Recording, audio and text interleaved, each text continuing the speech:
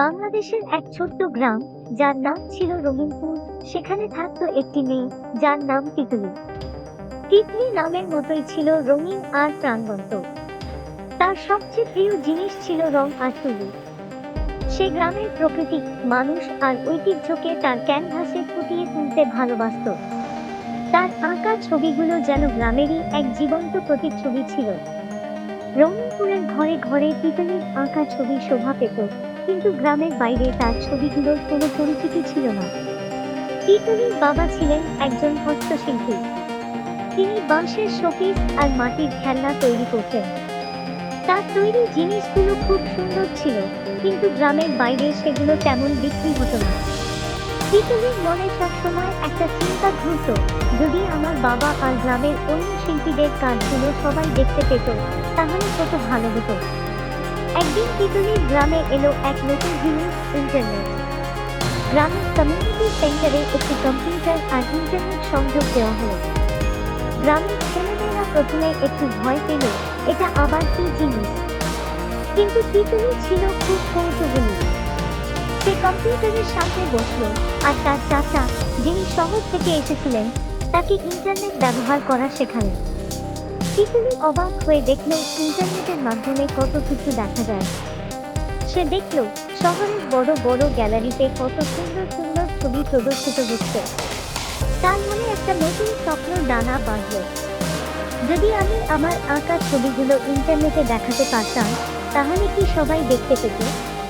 তিতলি তার চাচাকে জিজ্ঞেস করলো, চাচা, আমি কি আমার ছবিগুলো ইন্টারনেটে আপলোড করতে পারবো? চাচা হাসলেন, অবশ্যই পারবে। আজকাল দুনিয়াটা অনেক ছোট হয়ে গেছে। তোমার রং আর তুলির জাদু এখন সারা বিশ্বে ছড়িয়ে দিতে পারবে। তিতলি ভীষণ উৎসাহিত হল। সে তার আঁকা সবচেয়ে সুন্দর ছবিগুলো বেছে নিল। তার চাচা তাকে একটি অনলাইন পোর্টফোলিও তৈরি করতে সাহায্য করল। তিতলি তার ছবিতে গ্রাম বাংলার রূপ, লোককথা আর উৎসবগুলোকে ফুটিয়ে তুলেছিল। সে তার আঁকা প্রতিটি ছবির পেছনের গল্প লিখল, কোন রং কোথা থেকে সংগ্রহ করেছে, আর প্রতিটি ছবির মাধ্যমে সে কি বলতে চায়। প্রথম দিকে কেউ তিতলির ছবি তেমন দেখল না। তিতলির মন খারাপ হলো। সে ভাবল হয়তো তার ছবিগুলো যথেষ্ট ভালো নয়। কিন্তু তার চাচা তাকে আত্মবিশ্বাস জোগালেন। তিতলি কোনো কিছুতেই সহজে হাল ছেড়ে দিতে নেই। ভালো জিনিসের কদর একদিন হবেই। তিতলি হাল ছাড়ল না। সে নিয়মিত তার অনলাইন পোর্টফোলিওতে নতুন নতুন ছবি আপলোড করতে লাগলো। সে তার বন্ধুদেরও শিখিয়েছিল কিভাবে ছবি তুলতে হয় এবং সেগুলোকে কম্পিউটারে আপলোড করতে হয়।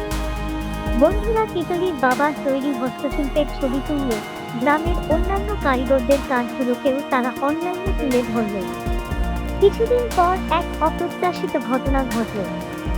শহরের একজন বিখ্যাত আর্ট গ্যালারির কিউরেটর তিতলির অনলাইন পোর্টফোলিও দেখতে পেলেন। তিনি তিতলির আঁকা ছবিগুলো দেখে মুগ্ধ হলেন।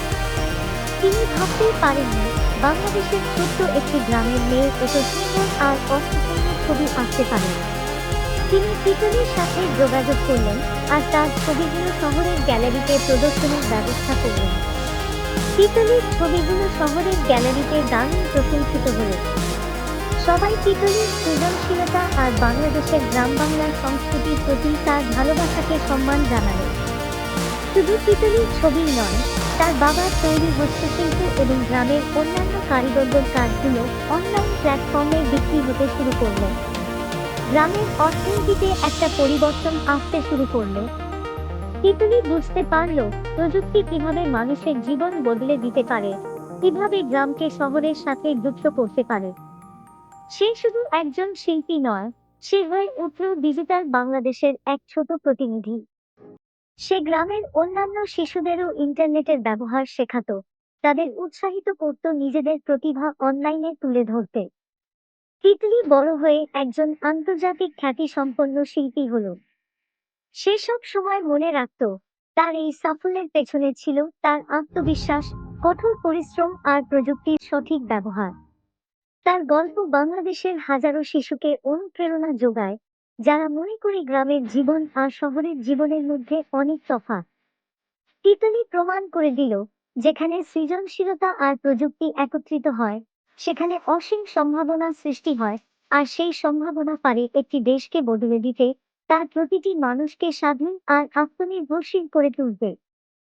এরকম আরো সুন্দর সুন্দর গল্প পেতে চাইলে এখনই সাবস্ক্রাইব করে বেল আইকন বাটনে ক্লিক করে আমাদের সাথেই থাকুন।